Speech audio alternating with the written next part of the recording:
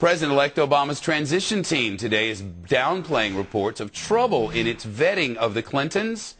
Senator Clinton is reportedly one of the top possibilities for the Secretary of State position in the new administration. But according to the reporting on Politico.com, the Obama transition team is becoming, as Politico puts it, exasperated with Clinton staffers and what it reportedly calls their pokey responses to requests for information on President Bill Clinton's finances and his Clinton Global Initiative. We're told the transition team is looking for potential conflicts of interest. You know they are. They'd have to look for that. The Clinton Global Initiative brings together world leaders to pledge action, and large donations for that matter, to solve problems such as poverty and public health.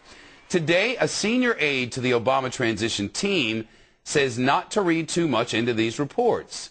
With me now, the senior political reporter for Politico.com, Jonathan Martin. They're telling us, Jonathan, to steer away from your reporting.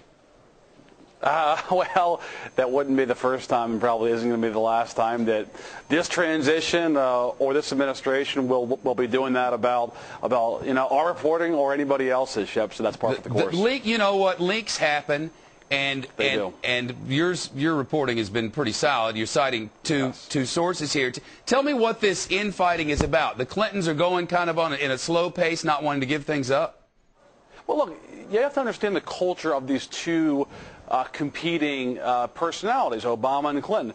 The whole nickname for Obama was No Drama Obama. They didn't have many leagues. Shep, they didn't play out these personnel decisions on a grand public stage. This is new to them. This is out of their culture. As you know, Shep, the Clinton world was rife with leaks, a lot of backbiting and finger pointing, and these kind of things did sort of play out in public. And so I think that it's the meeting of those two worlds here, and I'm sure that some in the Obama camp don't like the way this is playing out, where it's been dragging on. There's this speculation. We all kind of know what we're all waiting for. They'd much prefer this to be going on behind closed doors. Yeah, of course. Well, we're getting way away from the no drama Obama. I mean, during the campaign, there was hardly a leak to be had anywhere. Right. All surfaces were dry, and all of a sudden it's like we're wandering in a swimming pool here. I'm guessing it's coming from the Clinton side, or do we know?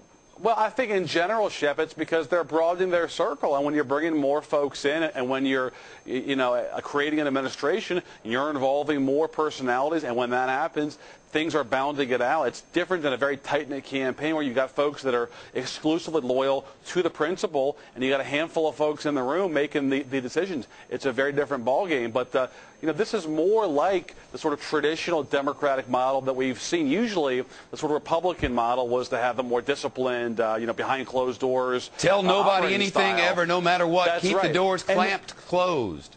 And that was the Obama campaign, changing a little bit now because, again, they are broadening their circle. And I think this is what you're seeing now with the Clinton folks. Obviously, the Clinton people, are very, diffuse, and they're all over the place. And so I think that it certainly is, a result of her being now in the mix. You're seeing this now played out more in public. Right on. Jonathan, good to see you. Thanks.